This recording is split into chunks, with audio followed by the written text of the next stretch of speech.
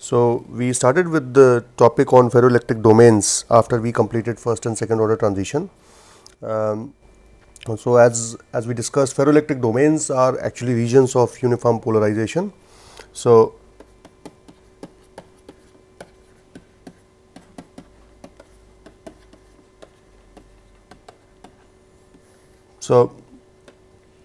that is one of the essential characteristics.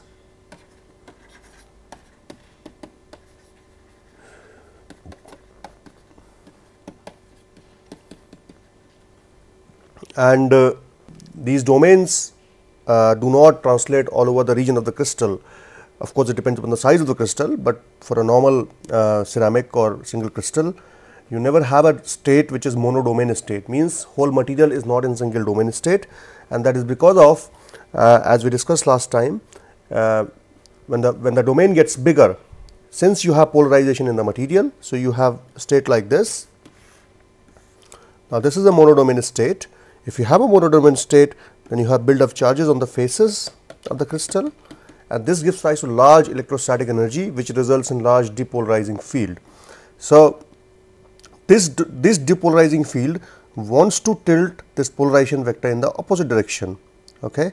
So, there is a depolarization in field or energy, electrostatic energy, which favors reorientation of this moment or dipole moment into other direction, which means it wants to break into multi-domain state. So, for instance, in a state like this, so here it translates itself into two states. So, the net charge density on the faces of the crystals goes down as a result of formation of two domains. So, now you have here you have single domain, and here you have multiple domains.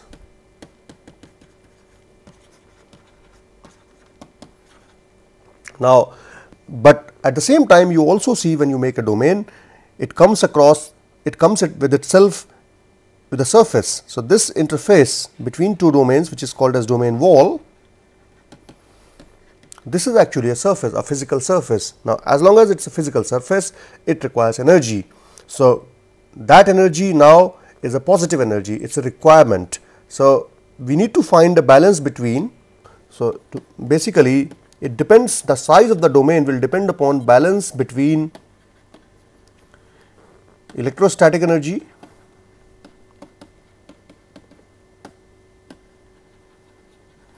which is due to depolarizing field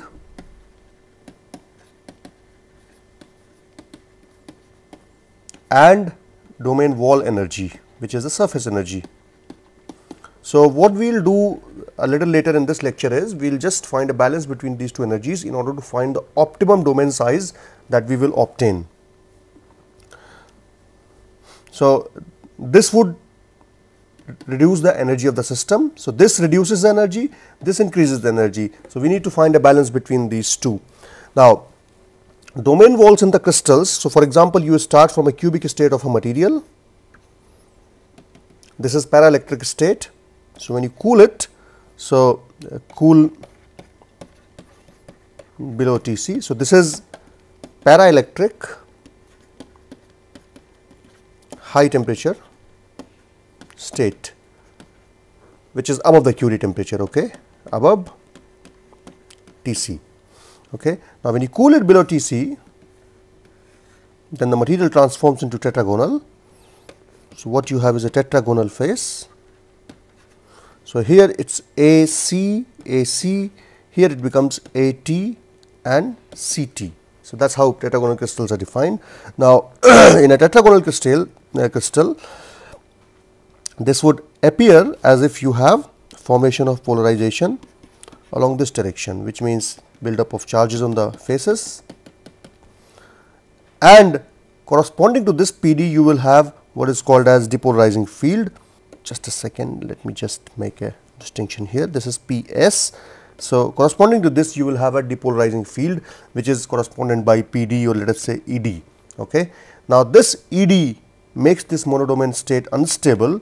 As a result, what happens is this crystal breaks itself into two parts.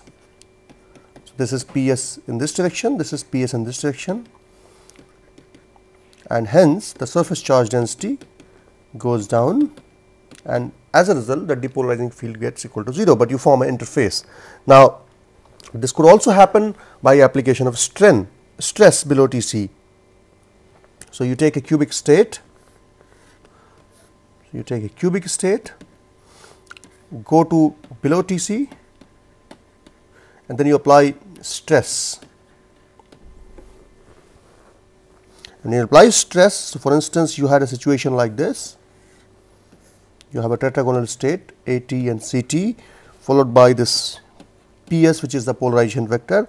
This is so the previous scenario is same as saying at the temperatures below Tc, you apply a stress sigma here, and when you apply the stress on the faces of the crystal, this converts into something like this. So, you have a polarization vector in this direction, Ps, another polarization vector in this direction, and this gives rise to, so this would be Ct, this would be At, and this would be Ct, this would be At. So, now you can see the wall is not 180 degree, rather you have a 90 degree domain wall, and this 90 degree domain wall. So, you can have variety of these domain walls. You can have domain walls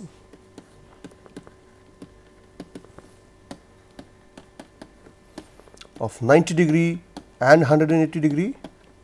You can also have domain walls of the order of 71 degree and 109 degrees. Now, the angle of the domain wall that you will get in a given crystal will depend upon the crystal structure. So, for instance, a tetragonal material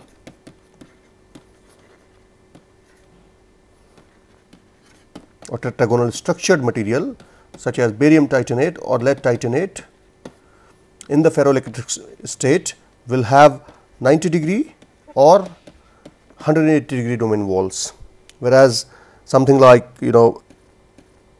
PbZrTiO3, PZT, which is commonly known as, it will have in the rhombohedral form. In the ferroelectric state, it will have polarization along 180 degree, it will have 70 degree, domain walls along 180 degree domain walls, 71 degree domain walls, and 109 degree walls. So, the orientation of domain wall is determined by the crystal structure of the material. So, that is one of the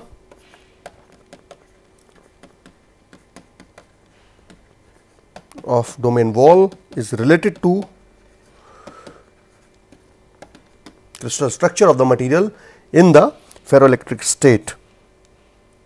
Now, that we just mentioned was, do not confuse this domain wall as a grain boundary for the reasons which I will explain now. Suppose you have a crystal like this. Okay.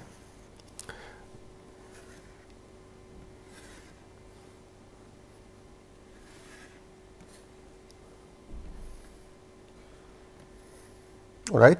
Now, let us say in this crystal, so this is your, so these are hypothetical lattice points.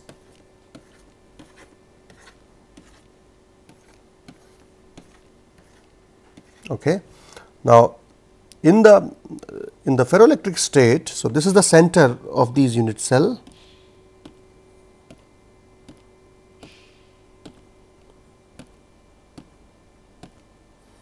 So, the central atom will sit at these places in the ferroelectric state, in the non-ferroelectric state. In the ferroelectric state, let us say these atoms are shifted here.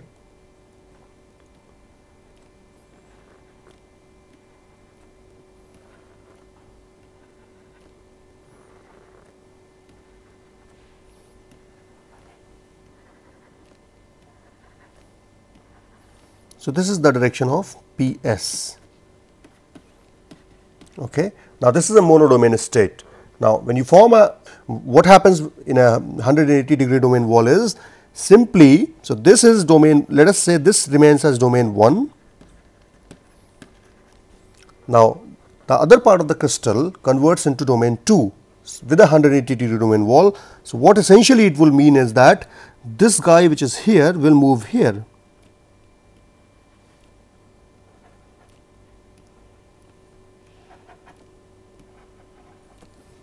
and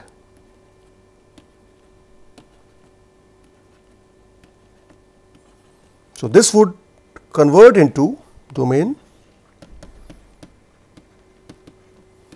2, and this wall region will be 180-degree domain wall. So, you can see that there is no change in the crystal structure, there is no change in the symmetry at the domain wall. It is just that across the domain wall the orientation of polarization has changed. So, there is a little bit of shift of the central let us say titanium atom in barium titanate along the direction of along C axis. So, this would be your C axis along C axis in case of a tetragonal crystal. So, you do not, so there is no discontinuity here, unlike what you find in a grain boundary. So, this is one of the major differences in terms of grain boundary, in terms of distinguishing domain wall with a grain boundary. Similarly, you can draw the same picture for a 90-degree domain wall. Typically, what you see is that these 180-degree domain walls would be about a unit cell or thick. So, this is an ideal picture, but what the picture would look like in reality is something like this. So, you draw another unit cell across it, because here there is an abrupt change in the PS vector. Now, that is something which is which intuitively you do not expect, and this does not happen mathematically as well. So, what happens physically is essentially you have this atom in this domain in this direction, and the central region, which is this region, is typically you will have this atom sitting at these places approximately at the center. So, there is a gradual transition from one domain to another. You have plus PS in this direction, you have this becomes minus PS. So, PS changes from up to down gradually, and this region is now domain 2, and this becomes domain wall. So, domain wall is typically an unit cell thick. So, this is very small number, this you are talking in terms of angstroms, whereas domains typically of the order of few tens of nanometers in the ferroelectric, tens or even hundreds of nanometers depending upon the structure of the material, what form of material is it in, whether it is in polycrystalline state, whether it is in single crystal state. Domain wall is governed by those factors as well. Similarly, you can draw this atomistic structure for a 90-degree domain wall as well, which I will leave it to you to verify yourself that how it looks like. Now, how does the question now is, how does a domain wall look like? The domain wall looks like something like this. I'll show you a view graph here. So, if you look at this slide show, so this is a structure of a domain wall in a ferroelectric material. This is a picture of barium titanate. So, this is in barium titanate, single crystal and or polycrystalline material, I think, and in this you see under transmission electron microscope. So, this is a TM image. You can see that the microscope, the image bar is here about, so this much length is about 1 micron. So, this whole image is roughly 2.5 microns or 2 microns wide, and in these regions, as you can see these stripes here, these stripes are nothing but individual domains, and these are nothing but your so you can see, you can observe these domains under microscope. You can look at single crystals in optical microscopes just by doing some polarized light microscopy. You can do transmission electron microscopy, because you get some strain contrast, you get this domain contrast, which helps you visualizing the domains of very fine size even under equipment like transmission electron microscope. So, this is what is and this image, by the way, was taken from DoItPOM's package of University of Cambridge, UK. So, you can go to that website DoItPOM's and do the Google search DoItPOM's microscope library and just look at these images which are provided on the website. And another thing that you need to remember is, take the case of barium titanate or lead titanate. Now, since this is a tetragonal material, it has 180-degree domains and it has 90-degree domains. Now, these 180-degree domains, 90-degree domains, both of them are instrumental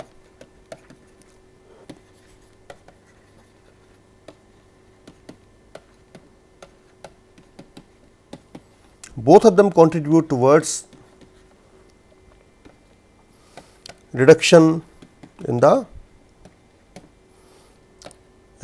energy which is due to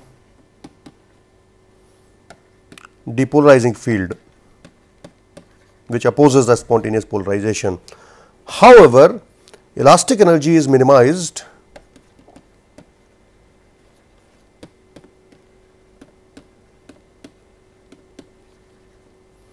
only by 90-degree domains.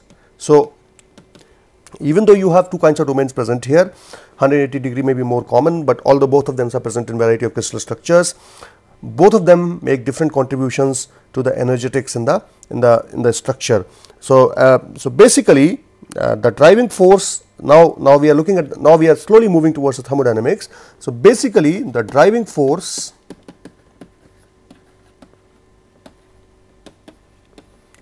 towards the formation of domain wall or of a domain wall, and which gives rise to multiple domain states, is because of minimization of electrostatic energy of the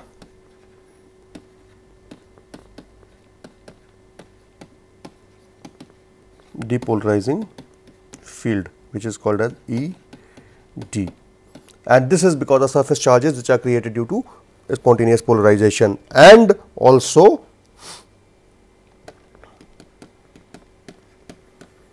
minimization of the elastic energy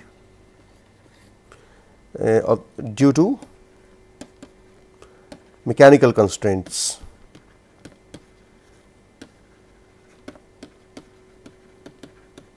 And this is typically due to ferroelectric to paraelectric phase transition.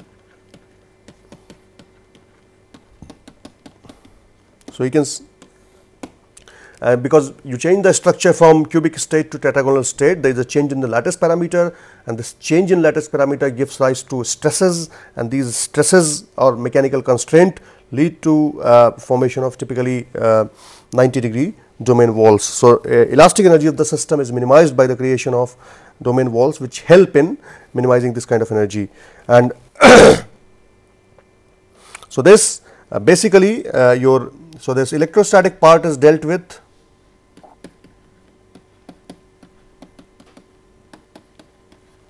So, electrostatic part of energy minimization is basically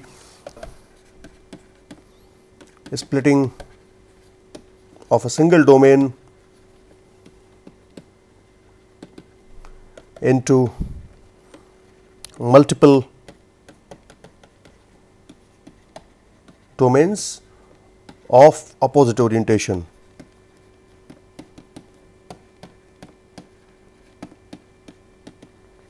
While compensating energy is the surface energy. Okay. So, this is what you need to remember. Now, what we are going to do is that we are going to do an analytical treatment in order to find out what is the optimum domain size that we get when such forces are present there. So, as we know that ferroelectric domains form because of instability of dipoles to be aligned in one direction.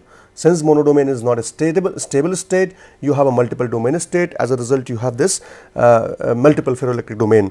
Now, when you have such kind of situation, when you have on one hand electrostatic energy, another hand you have surface energy and various other energies involved, overall the system will have a free energy.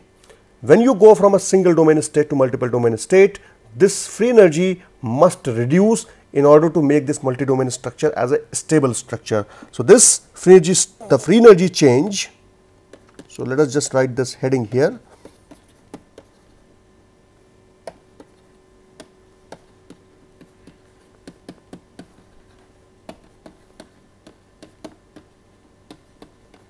Analytical treatment.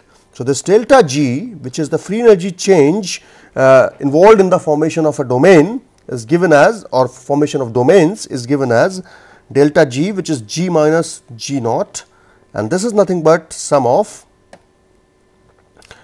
various kind of energies. You can have UC, another is UP. So, UC is nothing but the effect of applied field on domain energy. So, field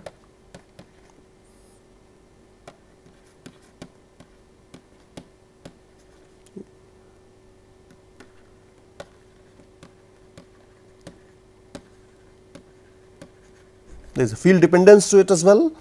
Then you have a term called as UP and UX, and these UP and UX are bulk, electrical and elastic energies. And then you have what is called as UW, and then you have another final term which is called as UD, and UW is the domain energy,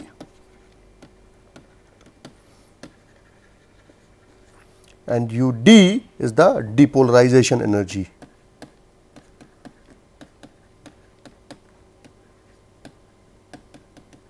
Which is basically due to depolarization field. So, now here the first three terms are effectively neglected because in the minimization of free energy, because these three terms do not have significant influence on the domain size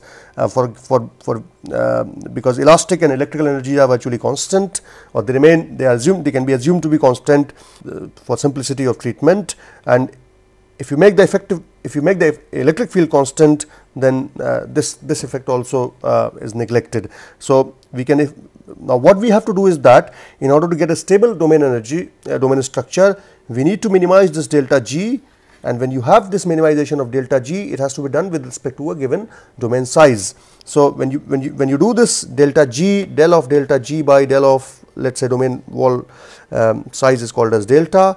So, del of delta G is equal to 0, and in this process we neglect these terms, assuming these to be independent of domain size, and which is a fairly good approximation, because it turns out that all these three parameters do not show an appreciable effect with respect to the domain size.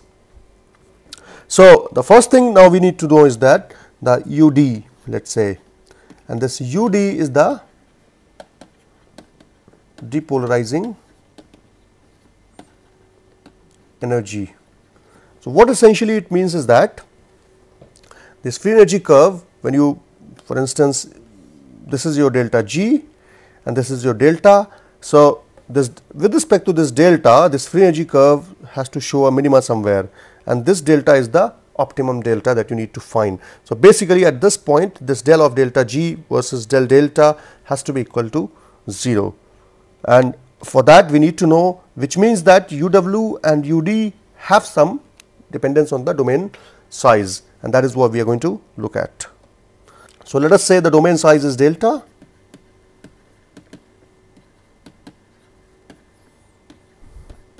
and this UD is basically related to the internal energy which is set up by this depolarizing energy, and this basically internal field opposes the applied field, and hence it's called as a depolarizing field. So, this UD essentially is given as epsilon star delta V P naught square divided by T.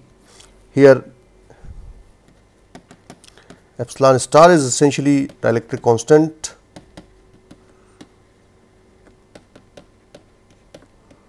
related parameter,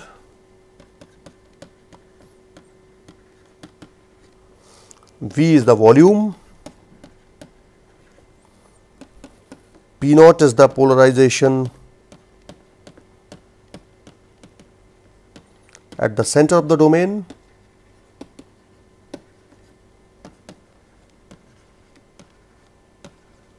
and T is the crystal thickness. So, this is your depolarizing energy term. Now, we need to find out what is the other term, and this other term is UW, which is the domain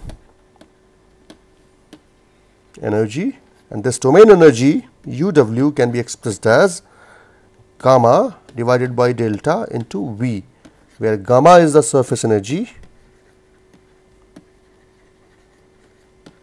of domain wall, V is the volume again, and delta is the domain width or size. Okay. Now, we have taken since UP and UX as constant because they are fairly constant in each domain, and UC is something which is also, when you take constant field, then it's again a independent quantity of delta. So, we can make this whole thing equal to, they remain constant. So, as a result, when you differentiate delta G expression, they go equal to 0. So, what you do now is that we just minimize this energy with respect to delta. So, what you need to do now is, so now we need to, we are taking del of delta G versus del of delta is equal to 0. So, as a result, now this becomes basically del of delta G, del of delta is essentially of U d plus U w, and if you look at these parameters here, so what you have here is epsilon star delta V p naught square, epsilon star delta V p naught square divided by T plus you have gamma V divided by delta, and this is equal to 0. So, essentially the first term becomes epsilon star V p naught square divided by T, and this other term becomes minus of gamma V divided by delta naught square, and this is equal to 0. So, of course, V goes out. So, what you have here is delta naught square is to be equal to gamma T divided by epsilon star p naught square, and which means delta domain width delta is given as root of gamma T divided by epsilon star p naught square. So, this is what is the equilibrium domain wall width, which leads to minimization of free energy, and as you can see in this expression, you have dependence upon the polarization. So, which means larger the polarization is, smaller the domain size is going to be, and that kind of makes sense because larger the polarization is, larger the depolarizing field will be, and more will be the driving force towards formation of domains. So, this increase in any increase in P naught, and this goes as square as well. So, there is a pronounced effect of polarization on the domain size, and then there is the effect of gamma, which is the surface energy on the polarization. So, as the domain wall energy goes up, delta also goes up because you want to minimize the number of domain walls, which lead to basically increase in the requirement. So, this is the expression. So, basically as gamma increases, delta increases, which means and as P naught increases, delta decreases. So, you can see this conflicting requirement, and that is what leads to balance of situation resulting in equilibrium domain size. Okay. And this domain, so we have gone through the concept of domain wall. Now, this domain wall has a concept of this domain wall has a significant influence in the way we explain this ferroelectric hysteresis loop. So, now when you draw a ferroelectric hysteresis loop,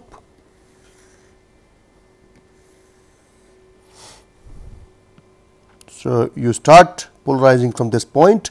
This is the virgin state of the material. In the virgin state, all the domains are randomly distributed to each other. As a result, the net polarization is equal to 0 because material has never been poled. And when you start polarizing it, it increases little bit linearly in the beginning, and then it becomes a non-linear process, and then you reach what is called a saturation point, and when you reach saturation point and then you come back, it goes back to remnant polarization, and then the cycle starts.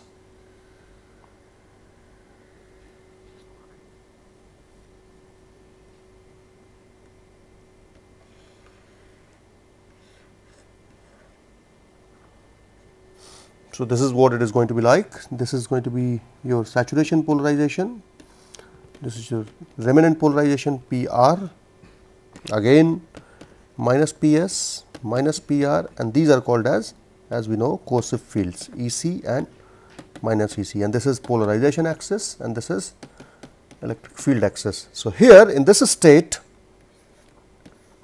the domain structure of a material would be, you have this is the grain size and these are domains, and in the domains you will have random distribution of domains.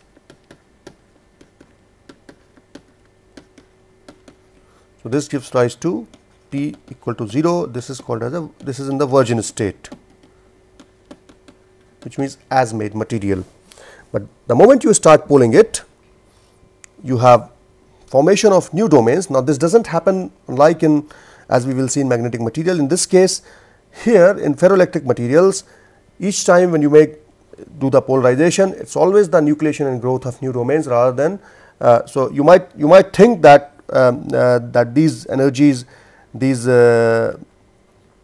domains which are favorably oriented would go in the direction of applied field, but no, this process is more energy consuming in ferroelectric materials than the nucleation and growth. So, what happens is that at the boundaries of these domains, or the boundary of grain boundaries and various kind of surfaces, which, and as you know from the phase transformation fundamentals, that when the nucleation and growth process happens, because of energetic reasons, nucleation prefers to take place on foreign surfaces, which minimize the energy requirement for a critical size to grow, and the critical size can also be smaller in case of foreign surfaces. So, what happens is that these domains, new domains start growing in the direction of applied field. So, what you will have, for instance, at this point is, if you look at a material, so you have this structure. So, what will happen if you look at here now? So, let us say the field direction is this, then new domains will start growing like this. If this is the grain boundary, the new domains will start growing. Okay. And these new domains are oriented in the direction of applied field, and as they grow, they consume all the domains which are unfavorably or otherwise oriented. So, what you have as a state, for instance, at this somewhere at this position is, let us say this is the structure. So, you have these domains which are formed in the direction of applied field, bigger domains. So, these are the favorably oriented domains, and the other domains, the basically the fraction of other domains are decreased and the fraction of favorably oriented domains are increased. And when you reach PS, then all the materials, across the whole volume of the material, you might have, these are the grain boundaries, and everything will be single domain. So, this is your single domain state. So, basically you have all the domains show single orientation of dipoles. When you get back to this situation, what happens is that at this point, so again this is the grain boundary, and so what happens is that when you come to this point, most of these domains remain in this orientation itself,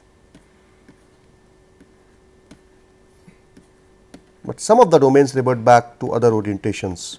So, as a result, there is a net P which is not equal to 0, because you have some domains which are favorably oriented left in the material. In order to bring these domains back to the volume of oppositely oriented domains, you need to take the material to another field in negative direction. So, that here basically the fraction of favorably oriented domains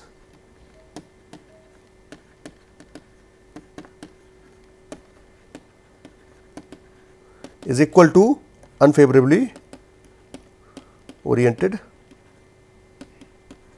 domains. So, basically all the polar vectors in all the domains cancel each other. So, this results in P is equal to 0, and then when you go back to this situation, when you further decrease the field in opposite direction, then the same thing happens which happened in the when we increase the field in the positive direction, and this basically gives rise to a hysteresis loop, which basically the area under the hysteresis loop is the energy which is dissipated in this process, or energy which is consumed in this process of domain reversal. And what you get at 0 field is two stable states of polarization which has plus and minus PR, and this is what is the crux of ferroelectric. Not only ferroelectric material, as we discussed earlier, is a non-centrosymmetric material, has a unique polar axis, but the unique polar axis can also be reversible. So, you have plus a state, plus PR state and minus PR state, and this is what makes a ferroelectric extremely useful from the fundamental from the application point of view. I will show you one animation for this domain wall reversal, how it takes place in the materials. And if you just bear with me for a couple of moments, let me just find out.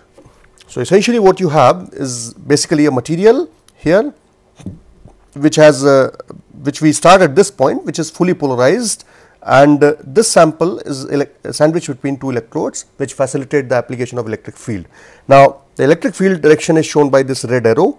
Now, we start the animation now. So, we go from this state to other state, which is taking, if you look at this red ball, it is moving towards the left, which means we are decreasing the strength of applied electric field.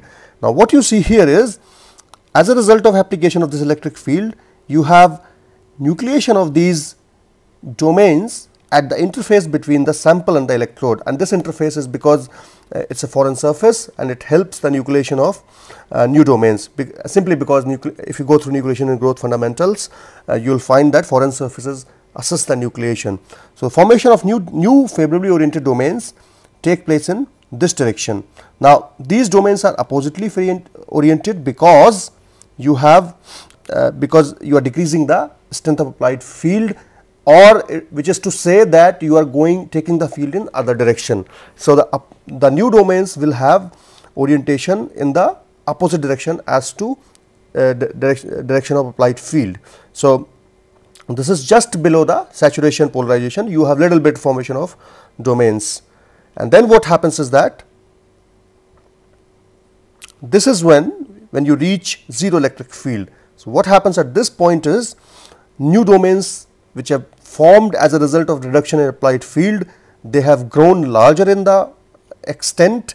As a result, they sweep out or they completely eliminate the overall polarization. So, what happens is basically the polarization due to these black arrows and polarization due to red arrows, they cancel each other, and hence you have they don't completely cancel each other at this point. So, they basically so these red arrows cancel the polarization which is equivalent to this volume itself. So, but if you look at this image, the volume of material which is occupied by black arrows is larger than the red arrows, which basically shows that you still have some polarization left in the material, and this is what represents your plus PR state.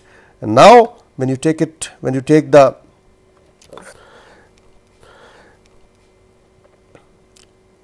field further back to opposite direction, which means you have gone below 0 now. Now, here these domains have further started growing, they have become bigger, the polarization is still finite because the black arrows are still reasonably large in number, and when you reach this point EC or minus EC here, the domains of red arrow are equal in size in comparison to domains of black arrows. So, this is where the polarization becomes equal to 0, and then when you start the process again, and this field is basically called as coercive field,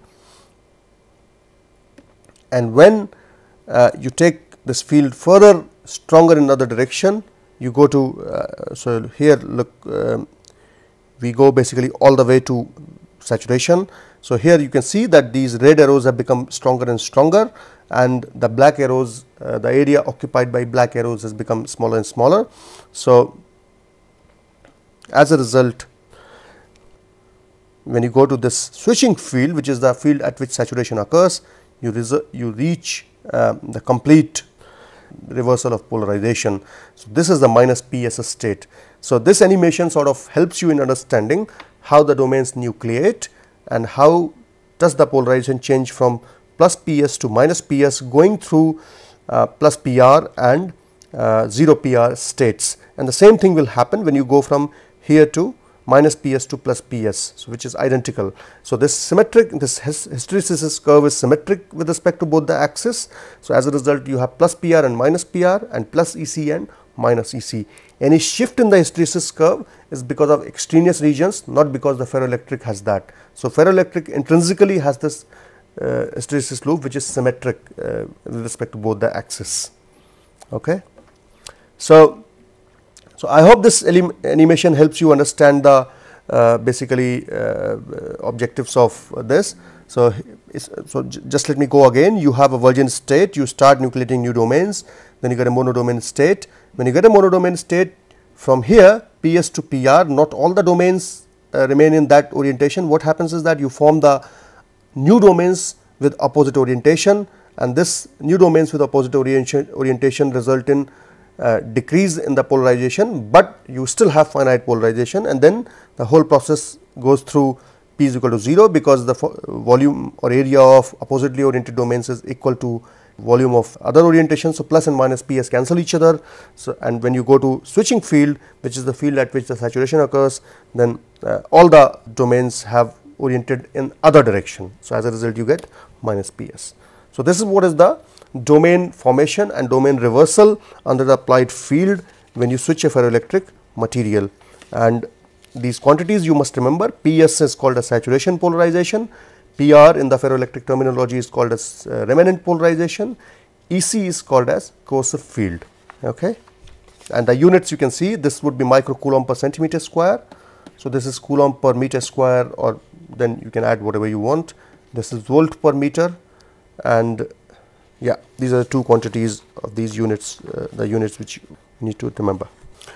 Now, next question comes is, how do you measure the ferroelectric hysteresis loop?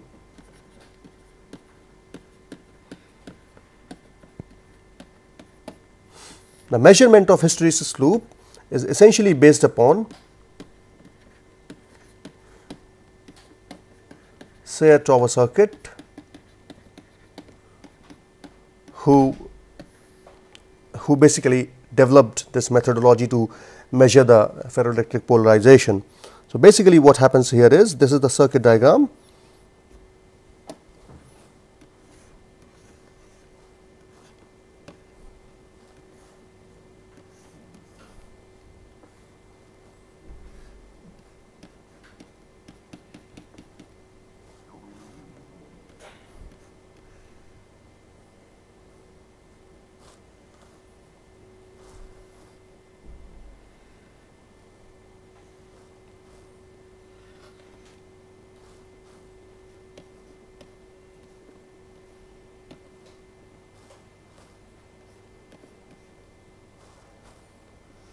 So, basically you have an oscilloscope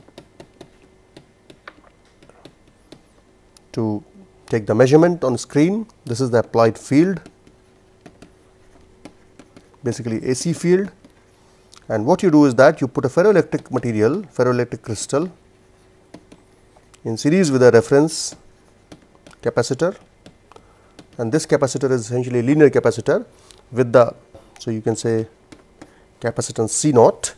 And basically in this configuration, the voltage drop across C naught is proportional to the polarization of the crystal, and that is how you measure the polarization or the charge which is accumulated in the ferroelectric crystal, and that you take with respect to a reference capacitor.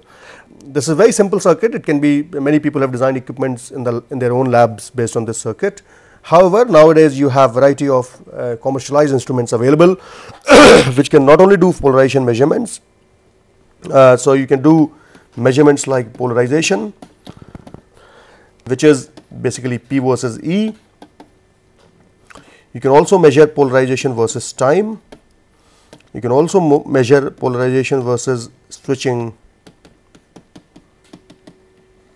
cycles, and variety of these measurements are available. In order to make the measurements, sample must have, so this is your sample. So, in order to make electrical measurements, sample must have contacts.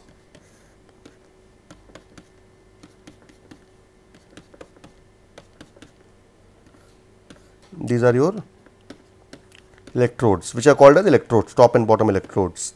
Now, these electrodes should be of such a metal. Now, this is where the choice of electrode comes into picture, and which is very important, that these electrodes should not inject the charges in the ferroelectric material. Ferroelectric is an insulator. As a result, you are only measuring the short range displacement of the material, of the charges inside the material. In order to, however, in order to measure any response, you need to have metal contacts, but this interface between the metal contacts and the sample is very important, and this gives rise to extraneous effects in the especially in the dielectric constant versus frequency measurement. And often, since metal has a different crystal structure as compared to ferroelectric material, this interface is of significant importance. And this, if you remember, we discussed when we module 4, the role of this interface can be taken care by making proper impedance spectroscopy measurements. However, in order to make ferroelectric measurements, remember that these typically these electrodes are made of high work function materials, like you make these, you take platinum or gold, which are basically or silver paste also in case of ceramics. So, these noble materials do not inject the charges inside the ferroelectric. As a result, the measurements are much more robust, and these measurements can be done at various times and frequencies. Typically, they are AC frequency, AC measurements, depending on the type of application, of course. So, if you are looking at, for instance, a memory kind of application, you are looking at lower frequency material, but if you are looking at microwave, then you need to go to higher frequencies, so which is in the range of gigahertz and so. So, this is how you need to make the connection, and then of course, you apply the electric field, making sure that you have a reference capacitor in series with the sample. Okay. So, this is how you make the measurements. Typically, the polarization of samples range anywhere from 5 to 100 microcoulomb per centimeter square. There is a typical value, it is not a final answer, but typically that is where the values you see. And make sure when you make the ferroelectric measurements, when you get, if you get any loop like this, this is not a ferroelectric loop. You should not get a banana kind of loop like this. You should always, so these are not ferroelectric loops. So, this is very important from measurements point of view. Many people, many young students who do not understand this, they often confuse with these two kind of loops as ferroelectric loops, whereas these two are not ferroelectric loops. A proper ferroelectric loop is like this. This is a proper ferroelectric loop, a properly saturated ferroelectric loop. You must get saturation here, and this should have, basically the slope should be very high. So, dP by dE at these points should be high. So, this should be as vertical as possible, and this should be as flat as possible. And unless you have this kind of saturation, this is not a ferroelectric. So, in many materials you will see that you will have this kind of material.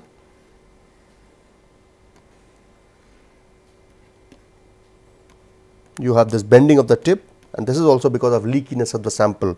This is a perfect ferroelectric which is not leaky. This is an imperfect ferroelectric which has a lot of leakage inside it, and these are basically not ferroelectric materials.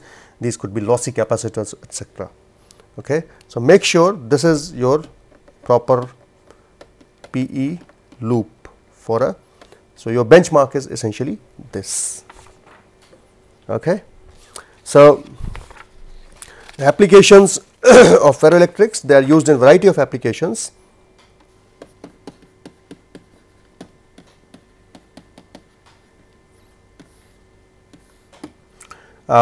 Since you have these two states of polarization in the hysteresis loop, so you have a hysteresis loop like this. So, you have plus PR and minus PR.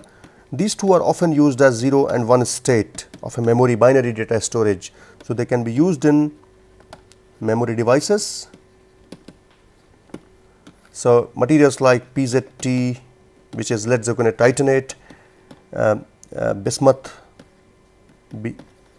Bi4 minus X, LNX, Ti3O12, which is lanthanide doped barium bismuth titanate, strontium barium tantalate, strontium bismuth tantalate. All these have been tried for memory devices, and they have been successful to some extent. The advantage of these materials is they have very high radiation resistance as well. So, they can be used in the space without damaging the polarization in the space. They have large Tc, so high radiation resistance, high Tc, very high Tc of these materials. Most of these materials have Tc in the excess of 400 degrees centigrade, and they have high speed. So, they are much faster than magnetic materials, which are conventional memory materials. There are some problems in terms of integration, but if you look at the fundamental parameters, they are way superior as compared to magnetic materials. So, they are used for memory devices, and basically in memory devices the configuration is MIM configuration. So, you have metal, insulator, metal configuration. And then second application and they can of course be used as actuator, sensor, etc., because each ferroelectric is always a piezoelectric and pyroelectric, as I will show in case of piezoelectric and pyroelectric material. And these memories are called as non-volatile memories. And you can see why non-volatile. Non-volatile, which means the data is not volatile, which means when you remove the field, the data is always stored. So, which means this is a good point. And since they are fast, they do not need a DRAM. Why you need a DRAM? Why do you need a DRAM in case of normal computer? Because magnetic memory is slow. So, in order to speed up the operation, you need to have a buffer memory which is called as DRAM, which is fast memory, but DRAM is volatile. So, if you do not press Control S, you will lose the data, because if the especially when the power goes off, suddenly power goes off. So, you need to save the data before you switch off the power. Here you do not need to put Control S, because the material is always stored in plus PR or minus PR state at 0 field. So, even if a power goes off, data remains there. So, that is why these are called as non-volatile memories. And the second application could be in camera flashes.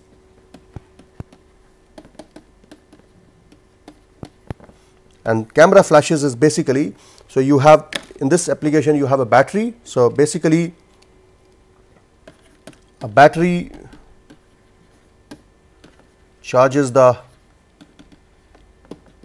ferroelectric capacitor. So, you charge the ferroelectric capacitor using a battery first, and when this is fully charged, you connect this ferroelectric material to a bulb, and then since this material is charged, it gives this energy to the bulb, and this bulb flashes. Now, once the bulb has used the material, bulb has used the charge, ferroelectric capacitor is discharged, you need to charge it again. So, this is what is used for camera flash applications. Again, you can see the video animation on